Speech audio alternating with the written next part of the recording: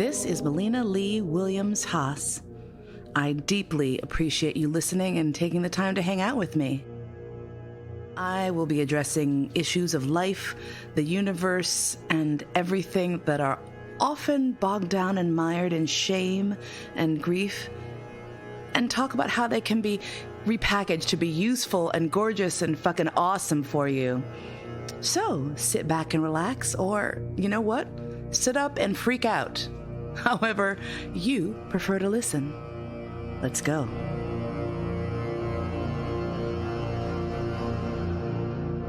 Hey everybody, Melina's producer Cody here. Hope you love the show. Real quick note on today's episode. Today is part 2 of 2 episodes. The last episode was a discussion on the Broadway hit Slave Play. Now, if you didn't listen to the last one, you might want to circle back before you listen to this one. Now, here's a quick word from Melina, and then we're back to the show. If you're someone who is curious about kink and BDSM but has no doggone idea where to start, I got you. First off, I'm the co-author of a book called Playing Well with Others, the guide to exploring, navigating, and discovering the kink, leather, and BDSM relationships. You can find that on Amazon, and I'll put a link in the description. But let's say you want a more personal one-on-one interaction. I got you, fam.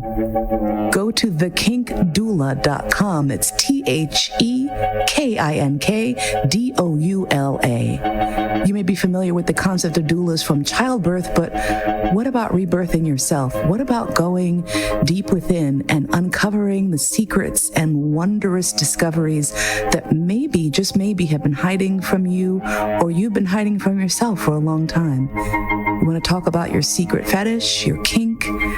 Perhaps just you're curious about how to expand your mind a little bit more into becoming the person you truly want to be. Contact me at thekinkdoula.com and let's see who you can become. Yeah, there's a remarkable monologue in the show, and we were blessed to see a weird, creaky, old theater tradition revived this evening at the closing when Mr. Harris requested an encore. And back in the day in theater, there would be encores, much like at a concert, where a performer would come out and redo a bit or add another bit. I think the only time I've seen that still occur in performance venue is with comedians. I've seen stand-up comics do encores of additional pieces. But what Mr. Harris, not Mr. O'Harris, asked was a repeat of this particular monologue that you were just mentioning, where the main character has a realization that her husband, who is white, is in fact himself the virus that is infecting her mind. And what's so hilarious, at one point she said something and I was just like, but like the thing is that like the British, I guess because he wasn't American, right. She had this sort of, she has a line where she's like, and then I realized that you were so, British, whatever. I'm like, the British are the original OG virus. Yes. And I was thinking that the whole time. I was like, he's OG colonizer. I was like that's who she, dude, I was, which was hilarious because like the first real emotional, the first time I had like a love at first sight, like, and the only time I think, because I think you only get that once or twice in your life where you have that mutual, like, some enchanted evening across a crowded room fucking thing. The moment he opens his mouth and he's British, I'm like, God damn it, here we fucking go. Here we fucking go. Because I hate myself for loving that fucking accent. I hate myself for being obsessed with being a fucking Anglophile. Like, I'm just, it's humiliating. It is. And it's the reason I have that fucking thing is, I will tell you, here are the reasons. Monty fucking Python. Benny Hill. The Beatles. Attenborough. Because I was never Beatles. See, it was Attenborough though. Like, this man knew everything, and I had such a Masterpiece Theater was also Alistair Cook. Yes, holy shit, right? Like that was Bowie. Oh, I loved him since I was little. Yeah, he was weird to me, but it was fine. I mean, he was weird. He was weird with a wiggle.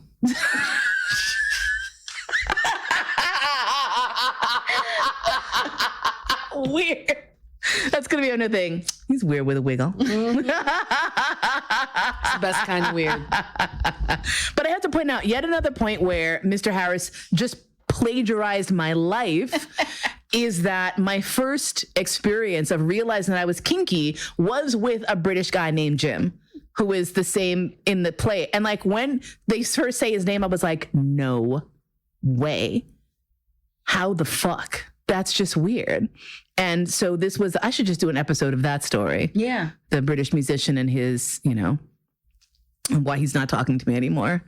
Yeah, he became a little bent out of shape. That once I started to ascend in the rankings on Google, once Google became a thing, and he had a bit of notoriety, and people were Googling him and finding me.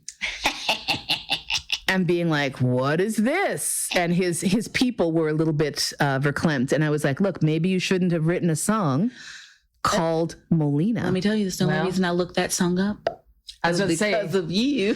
Hello. Well, it's the song of his that people love the most. Like he used to always it was like his encore for years. It was the one that people would always yell for, which is really weird when you're in a club in fucking England and people are like in the back going, Molina. And you're like, I don't know you. I'm like, oh my God, you're calling for this song. Oh my God. And I was like, you could have gotten away with this, but like half the songs on his second album are about me, but only one is called Molina. Like all you had to do was not call it Molina and you wouldn't have had this problem. And no, I cannot erase connections between us off the internet. Listen, you and Rosanna Arquette, man. Mine is so much better than that. Yes. That song is so... Rosanna. I actually want to write a show. I actually really want to write a show that's basically just about like all the people who've had songs written about them hanging out at a party. I would love that. I would pay so much, and then like cause you can just like go down the list. Like Rosanna Arquette would be there. Yeah. Julian Lennon would be there. Yeah. Who else? Who was the biggest one? There was one like you would have like what's her name that the Jolene would be there. Oh. Looking hot. Joey. Who's Joey? Concrete Blonde. Oh gosh. Okay. Wow. You're veering into. I mean, I also leer. Oh my gosh. So someday I will write that. I will write that show. Thank you so much. Thank you. So I think it's time for Dana Dane. Yay! All right. So what is your vomit on the show, Dana? Now that we're talking about puke. Great. This is exactly how I wanted to start this. So I approached it very differently. So I've, one of the things that I do as a theater professional is I look at plays to say, all right, what can we bring? Where can I find pieces that speak to Black folks in particular? Because that's very important to me as, in what I do in theater. But then additionally, tear down what is traditional Black theater, right? Hello, because oh my God, yes, it needs some tearing down. It does. And centering stories that are different, that are rarely heard, that are misunderstood. And, you and I met through kink. And I remember when I understood what race play was, because I didn't. I did mostly rope and some very small versions of DS play.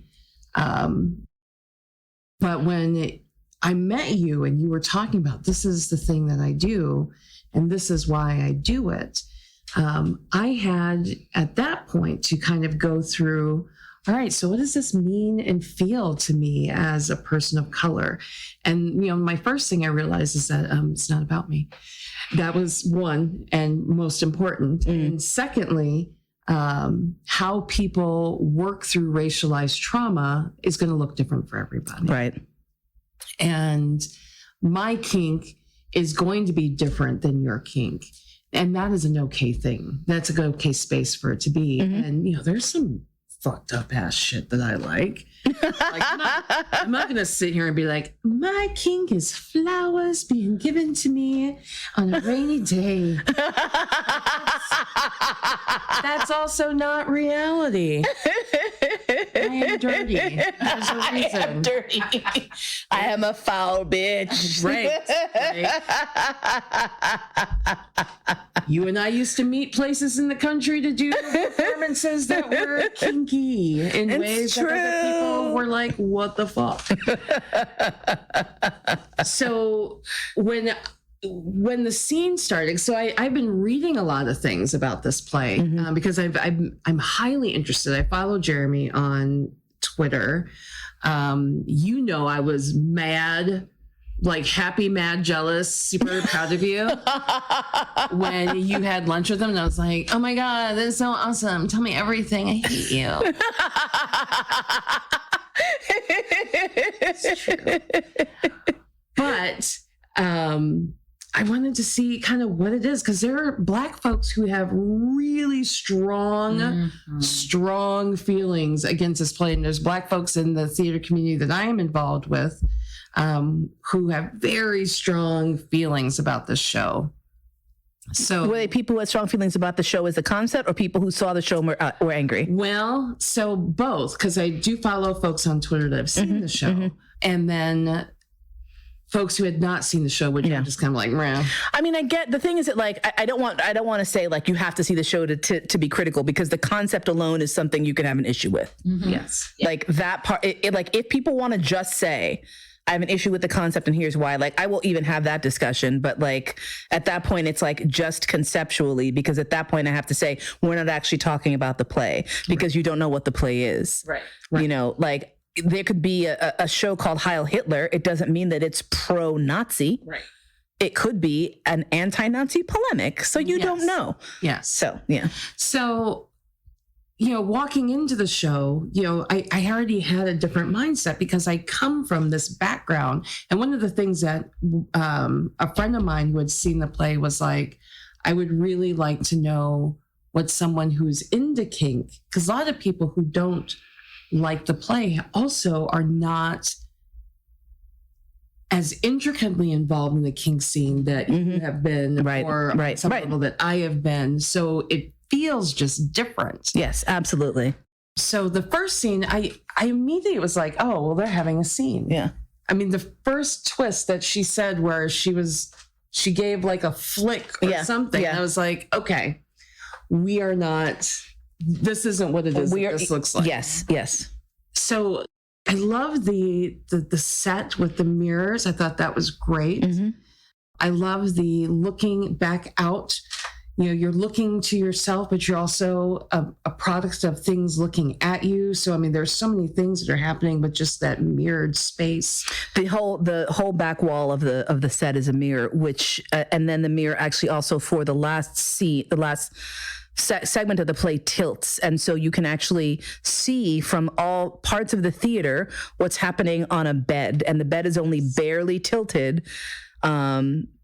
But what's amazing about it is that you can look in the mirror and see reflected what's happening on the bed and then what's happening in the spaces. So it's a very lovely set design moment. Yeah, no, the set design was great. I love Rihanna. Like the moment that she started with the work, I was like, yes. And you see the words up there, but I'm old. I don't remember those things. And so then when the words came down, it was with the song. I was like, oh, this is. Okay, that's smart. Y'all are smart. And I love that there were so many things that were smart. So being able to go in and out of the mirrors, that was one of the set design things. Yeah. The music was really good throughout. And it wasn't a bunch of it, but the times that they utilized it, you were like, okay. Yeah, it was an active member of the cast. It was a participant in the show. It was.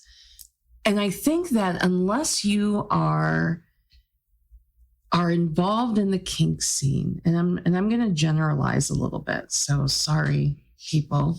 So there are so many things that you have to unpack to be kinky and to be publicly kinky, that seeing the show doesn't have that impact of, this is, oh my God, I can't believe I'm seeing this thing. There's this, and I didn't feel that same type of impact that I can imagine that someone else who has never been introduced to this before could have, right? It's an entirely different show if you are not familiar with consensual BDSM or kink.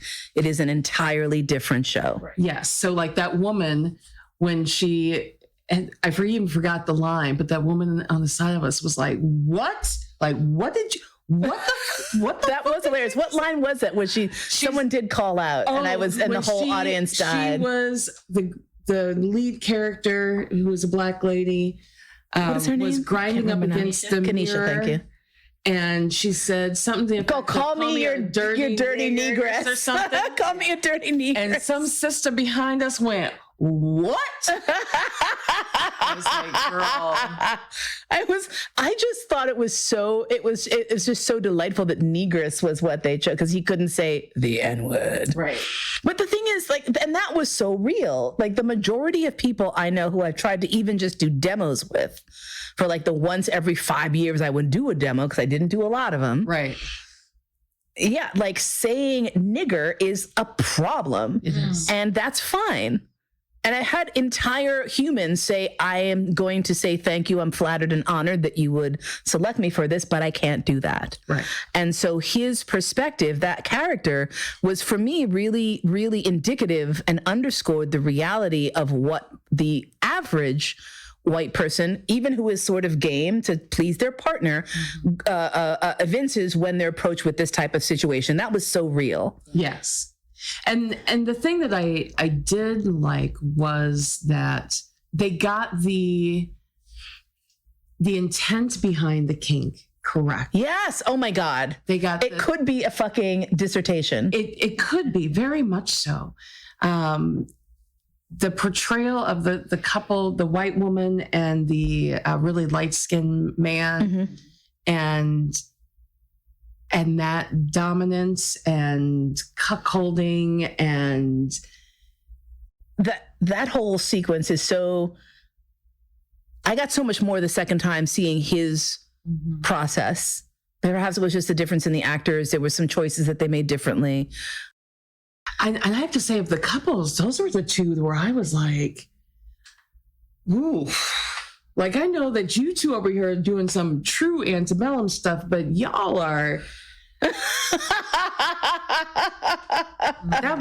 like, I have visceral reactions to white women characters on screen, or on screen too, and plays that take up that space in this black space. It's the same issue I had with the show I saw Friday, Black No More, was that this white woman was at the center of this. And I'm like, there's so much of this blackness. So that was, watching those two, I had a visceral reaction that was about me and not about the show, because how she portrayed what that was great. She was so good. It was great. She was great.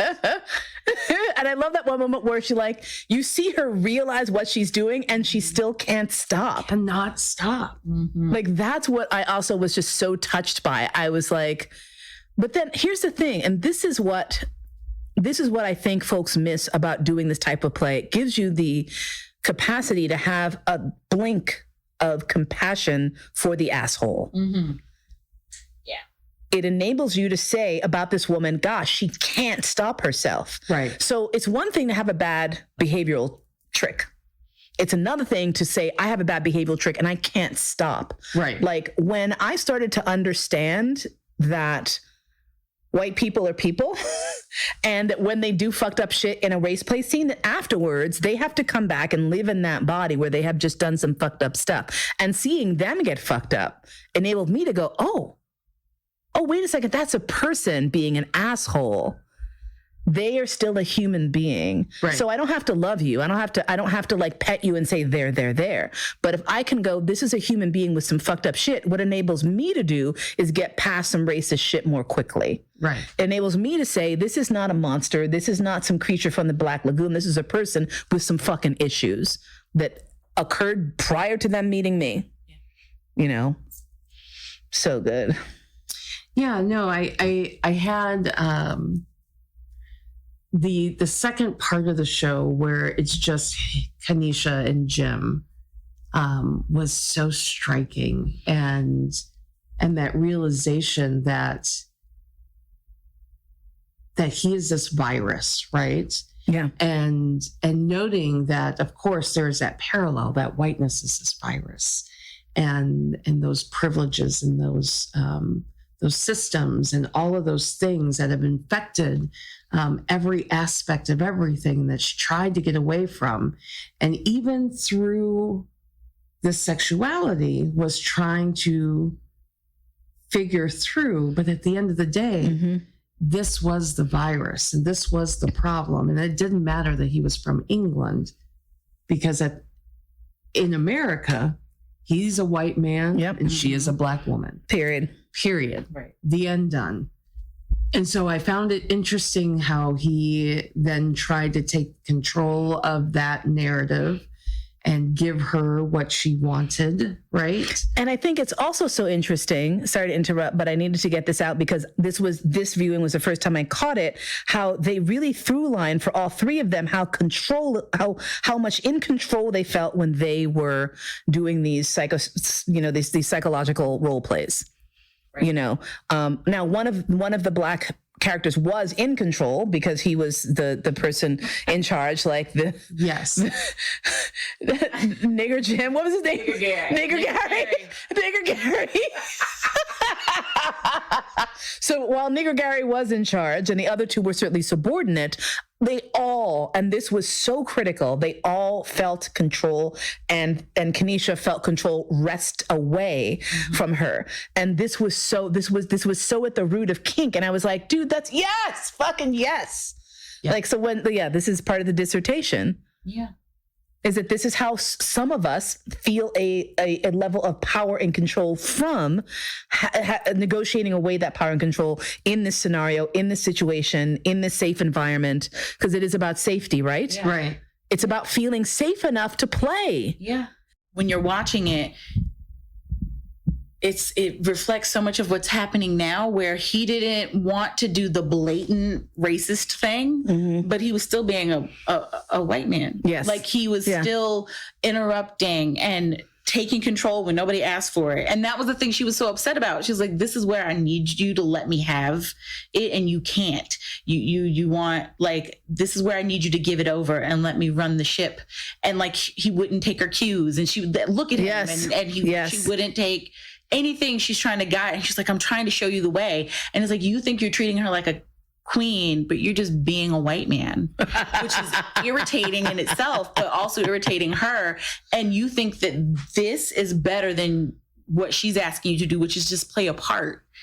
And you think it's bad because she wants you to call her the N-word. And you're like, I can't do that. And it's like, but you're doing the same thing. You're doing the same thing, and nobody wants the other way. They don't want to know. Right. But that's the thing that I'm like, the whole time I'm watching it, and I'm like, she wants you to be the caricature of a white person, and you can't do it because you think the caricature is worse than what you actually are. You just seem to acknowledge the caricature, that you have an aspect in the caricature, right? Like that's the thing. Right. That's the thing, is that it's really hard for them to acknowledge that they also have that power. Yeah. And I get it, but even stop. a white woman could it not give him his role to make it about him? Yeah. Oh, white people. God, how do we cope with them? I don't know. I mean, how do we do it? I mean, lately it's just, I think verbalizing, like, I don't stop saying white. I'm like, oh man, white people. And I do it in front of white people all the time, because I'm like, you need to recognize your people and what y'all are doing. And I do. And I have people in my life like, you right. That's us. That is us. I mean, I don't deal with anyone who isn't like that. Like, the good thing about the Spousemeister is that he will lead that charge more often than I am. He's just like, why are we so terrible? I'm like, why are you so terrible? Why are you so terrible? Like, what is it exactly? Is it that you don't get what you want every second, like on the dime, but you have the most of anybody else? So comparatively, you should be fine, I feel. So why are you still jerks? Yeah. He's like, I don't. Although, like, it was so funny after fucking Black Panther hit. I was like, I'm calling you a colonizer from now on. You're just a colonizer. And then as a joke, I was like, I went because I was going to, do some research so I could throw up some like cute facts. And I came to find out that actually the Austrians were shit colonizers. The fucking Austrians. Well, here's the thing. The Austrians had an entire empire that had risen and fell like several times. So they were like, we out. We're done. We had the entire Austro-Hungarian fucking empire. Shit didn't work out for us. We're just going to be over here. And so there was one point where 10 Austrians got on, I think, a British boat. And when they got into international waters, they were like, Austrian flag, this is our boat now. And they were like, fine, where you want to go. So they took them to South Africa, where they got off the boat and hung out. And they were like, stuck a flag in it, as Eddie Izzard said. And then some Portuguese came and they were like, yeah, this is ours now. This is us. Because, they were super aggro. And the Austrians were like, okay, and they just went back to Vienna. They just went back. Fine. And that was it. That was the broad stroke of Austrian colonization. And I was like, God, your people suck. It's like, So they saved it up and they just did the Holocaust later. Yeah. They found another way. They found another outlet. Oppression always finds a way. Dude. If they had maybe just enslaved a few, maybe we could have saved all the Jews by just giving them a few Negroes. Because exponentially, right? Like, listen. I'm going to stay quiet over here. Dana's like, I want to be a part of this. But no, and I think that's been the theme of the last 5 years has been, how do we keep living with you when we see there's video of Black people being murdered, not just us telling you, and you still are going to sit and deny it. And you're going to find all the reasons why it's our fault. Why it's our fault. You shouldn't have resisted. And I'm like, so say that to all the white people who resist and get to go home and don't even get a ticket or don't, they do all the things. And I think that's when people were just like, listen, I've always been tired, but I'm tired. Fully. And I can't. Like, I'm not going to. And I happily lost people. Happily. Yes. Because I was no longer going to be, I'm like, I know you think that I'm friendly and nice because we never have political conversations, but people got real, like, you're talking. I'm like, yeah. And you know what? If you can't take it, that means you don't deserve to be in my life. Mm-hmm. Because I'm not going to pretend to be that ambiguous person for you anymore. And I'm going to call you out. And I'm not going to say not all white people, because I'm going to tell you right now, all the people that left my life, I was like, I could tell you want me to read you right now all the shit you've done to me that I just let slide, didn't say anything, but cataloged, because what else could I do with it? I can do it right now. And I'm like, you're not that great. Like, you're not.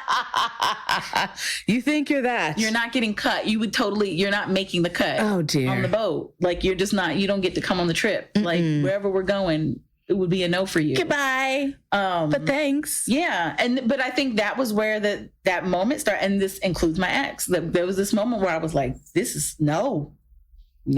Mm-hmm. We had a Black president. I'm done. Shut up. I'm not. Shut up. Listen. Not now. I'm ready. I'm gonna fight you. Let's do this. We're killing children with hoodies. Oh my God. Things. Thanks, Obama. Right. No, but it did give me the place where I was like, what you gonna say about him? What you got to say? Say it, because I'm ready. I'm ready for you. What you got to say? It better be about something but politics and nothing else. Did he even have but that was the thing, is people just didn't like him. And when you have white people in your life and you're like, so what you got to say? Because it's going to be racist and we're going to fight. Because you can't tell me anything, right? And I think that's where everybody is, though. We're just, you either got to be a white person who can listen, and you're going to, and feel bad. I want you to. You should. That is the least you could do. It's the least. You feeling bad doesn't fix anything. No. It's the least you can do is to feel guilty. For a second. Just to have a bad feeling and see how you were, because your ancestors, and it's not, the lineage is what, 6 back? No, maybe not 6, but maybe 10 people back from slavery. Like, you can't go, it's not like it's not that fucking far. Let us just say the point. The people that got you where you are now, who probably own slaves, it's not that many greats. No. Back. It's really not. And No, I mean, easily point to them. My grandmother was raised by sharecroppers who were themselves raised by former slaves. Right. It's very close. So that's not. It's too close for people to go, this isn't my fault. It's like, nobody says your fault. But here's the thing. You gotta pay the piper. When people die, who gets stuck paying the taxes? Not the dead people. The people that are left. So here's the taxes. The taxes are due. And your nobody wants to. Gone. Yeah. Oh my gosh. I would love to do like a sort of a wrap up thing. So do you want to make a statement? Do you want to make a slave play statement? I'm just going to say, I will say the following. I will say that I want to, since I have personally thanked Mr. Jeremy O. Harris for his work, I also want to thank all of the people who are not perverts, who opened themselves up to this really challenging show.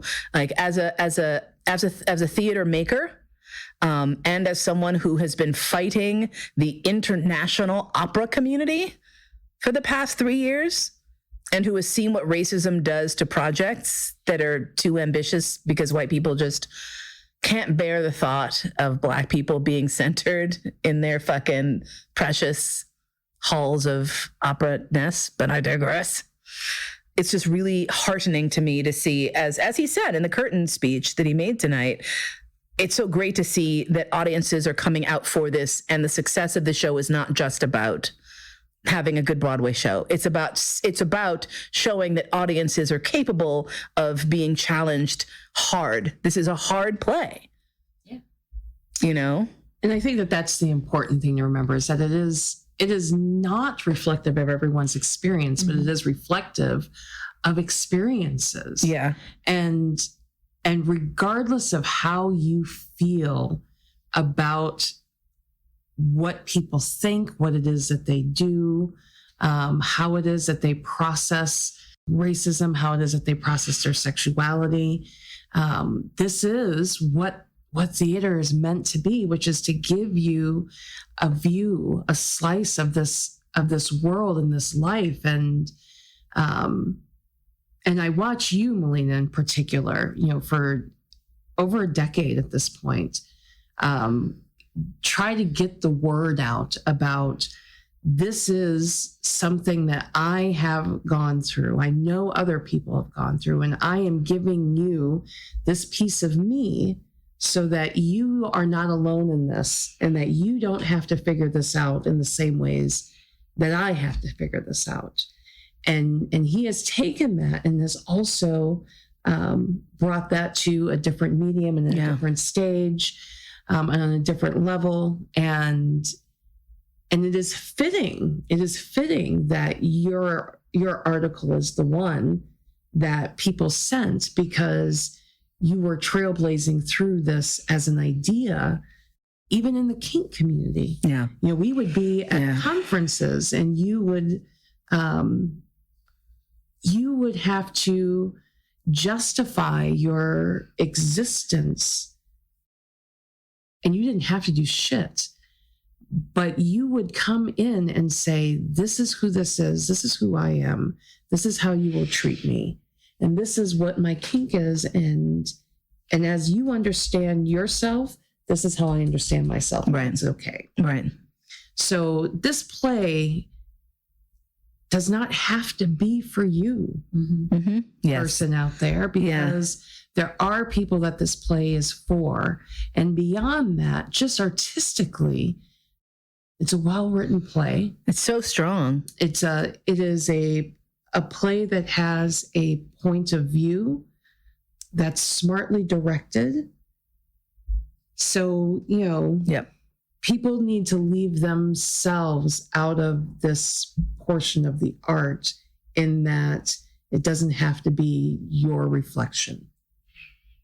I mean, and I appreciate that, especially because we so rarely see ourselves reflected, period, just from the demographic standpoint of being brown-skinned women in America who are not a size 2 and conventionally pretty in the way that white people like to see brown women. Right. Right. Like none of us are Vanessa Williams. No. None of us are Beyonce. Yeah. I mean, you could be kind of maybe Dana, sort of a bit. She moves too much.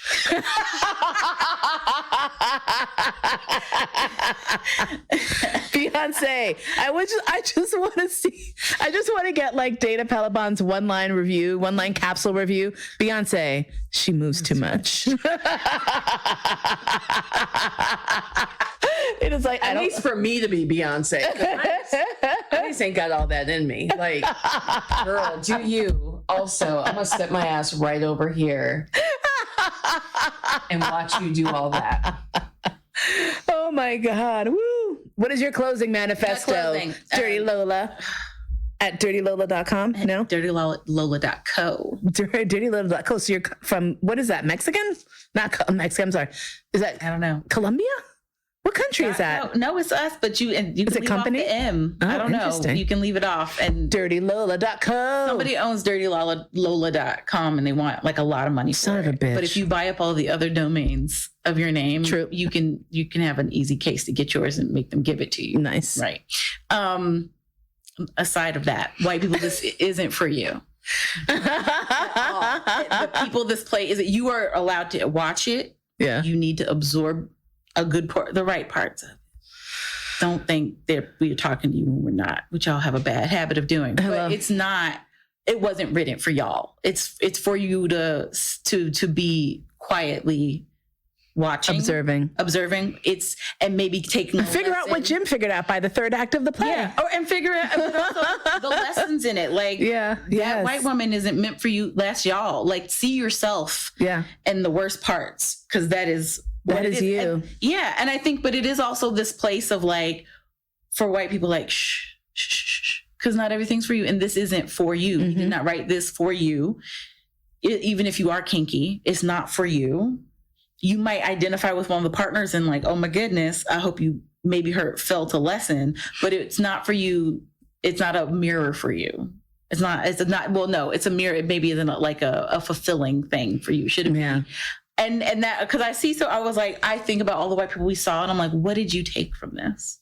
Like, did you really take what you needed to take from this? Did you really get that everybody, what the things they're talking about are literal things people go through? And like, if it's not your partners, it's the friends. It's we all have friends. You don't have to have a lover that's white. You have a friend that's white that you might really like who does similar shit. Like the partner who's like, I'm not white. And I've had that conversation with people.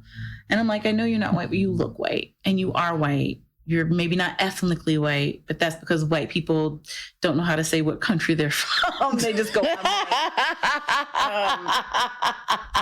so in that, but like that whole speech of like, when you are somewhere, like nobody sees you for who you are. And so you can hide in that. And that's a real fucking thing. So I just, when people watch this and digest it, like, don't try to replace the characters with white characters so that you feel seen. That's not what it's meant for. It's not the vehicle for that. This was purposefully cast. This couldn't work with a white people in the black people's place. This isn't one of those plays where you could just be. I wonder if they could make this into. It's like, I want everyone to see it, but I was like, I don't. It would be an odd movie. It's such a play. It could be a movie, but they'd have to be. It would be way more drawn out. It would, it would have to be a lot of. I kind of hope it doesn't become a movie. I don't want it to, because I think you really need to be in front of these people. Mm-hmm. You do. You don't. A lot of the stuff you're not going to catch. Yeah, I think it's little things. There's an energetic nuance to having a person say this shit that watching television is just not going to give. That's going to be not at all. I'll be like, Jeremy, don't let them make it a movie. Don't do it. Don't do it. If you do it, cast me. I agree with Dana that it's not going to be everybody's cup of tea. No. And also though, but it should, like, I want the conversations. I wanted to talk to other it was like my moment of like, hey, I get this feels really bad for you, but also this is like part of my life and what I'm into and a thing I don't like to hide, but it's hard to talk to other Black people about if they're not kinky. Mm-hmm. It's a thing that like people try to pretend we don't do that. Yes, we do. There's so many of us who do it. Please. There's whole groups, but it makes it harder for us to find each other. Yeah. Because we grow up in the we don't do that. That's white people stuff. And I think that was the big thing that was lovely, is like you have 3 Black people in various stages of being kinky or some doing thing, like a Black man being pegged. That is rarely a People got thing. That was like a whole thing. Right. People were having like the fact that she was fucking him in the ass was problematic. Yeah. I was like, that's not what's problematic. What? Am I remembering That's wrong, just- or did the first time around, did she have a strap? I remembered it as her having a strap. I could be don't wrong. remember seeing a The harness. Maybe it was just the dick. I remember the dick speech, but I remembered her. Does she put on this? Was she wearing it? I might be of imagine. I think she might have. it. I feel like there were several substantial shifts in some of the stuff there. I need to. Yeah. I want to go and Because do some research. I remembered when she goes behind and then she just brings out the lube. In my mind, I remembered her coming out and having it on. So she does the speech. I feel like she did as well, but But they should. But all of that, to see those things, it's like there are people who may have never talked about it. Yeah. And went and saw other Black people just doing it, talking about it, feeling bad about it, but also finding glory within it. And like, that is an important fucking thing. It is so, yeah. I mean, it's so important to see that, like, at no point is he fazed by it, right? Like, you should, by the debrief, if you missed it, fully understand that he orchestrated it. Right. He asked her for it. Right. Like, that was the whole point of this exercise, is that they were getting what they wanted. Right. Now, so like the whole like, this is the way that white women emasculate Black men. I was like, well, if you want to just use that word, you can say this is the way Black men emasculate themselves, because that's what he wanted, was to be fucked up the ass. Because I don't know, it feels good. Right. But it was also the opposite of what he was doing when he was cuckolding. Yes. Which was like, and when he comes to realize, is like, that was when I felt the blackest. Yeah. And like, that probably also fucked him up. So it was like, let me try this reverse of what I'm thinking and how that will make me feel. But there's so many lessons. And I think that's the thing to take from it, is even if you, as a Black person, watch it and you feel like, it's like, you're right. At the end of the day, like, if you're trying to be Black and white, is it, people on a plantation with their white partners pretending to be, it's fucked up. It's fucked up. But if it's helping people, you can be Black and be kinky, and you can be Black and have a white partner, and it doesn't fucking take away from it. It makes it so much more complicated. Yeah. But you can do all these things, and it's worth the conversation, instead of just going like, no, we don't talk about that, or we don't do that. Because we, that allows us to access our pleasure. Right. And in order to access your pleasure, you've got to figure out what hurts. Exactly. It's part of the process. You got to know where your line is. Process. You have to know your line. You got to know, like, at the end when Jim throws up in the bed, and I'm like, I felt like that. Like, where I was like, I'm in this, and then I'm not in it. Wow. And I'm like, let's stop. And now I'm going to excuse me for a moment, because I've sailed past my boundary that I didn't know existed until just now. But also the coming back. And when she says, thank you.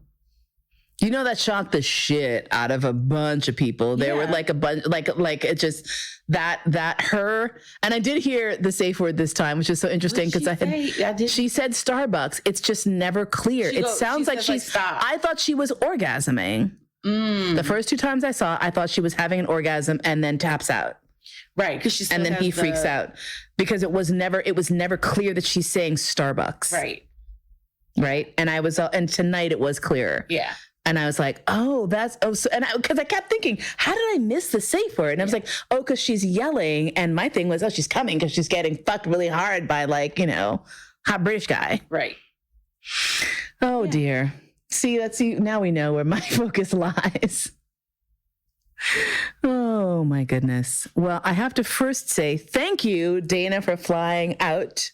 Yay. And thank you, Simona, because it probably took you as long to get from Brooklyn as it did for you to fly here. Mine's only an hour 46 flight. Yes. From Brooklyn. That's what I'm saying. It probably door to door. Literally, you got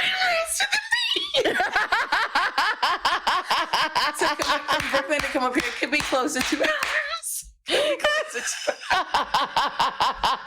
Your ass could have flown. People like, even next time you're going to be like, fuck it. You're just going to like turn around and go to LaGuardia and be like, give me an hour flight. Yeah. 1 hour flight. Just give me an hour flight. I don't care where the fuck I wind up. That's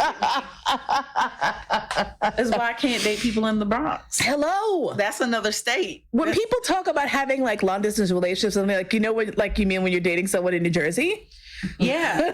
Well, you have a partner who lives in California. And I'm like, yes, but I want you to be closer than he is. And you are not in my mind. Like, I don't want a person that every time I want to see you is 2 hours. Go. Mm-mm. And you're going to want to see me often? No. Damn. They better do a fucking reverse that, and they better be fucking taking the 2 hour trip themselves. Oh my goodness. Anything else? Does everyone feel heard? Yes.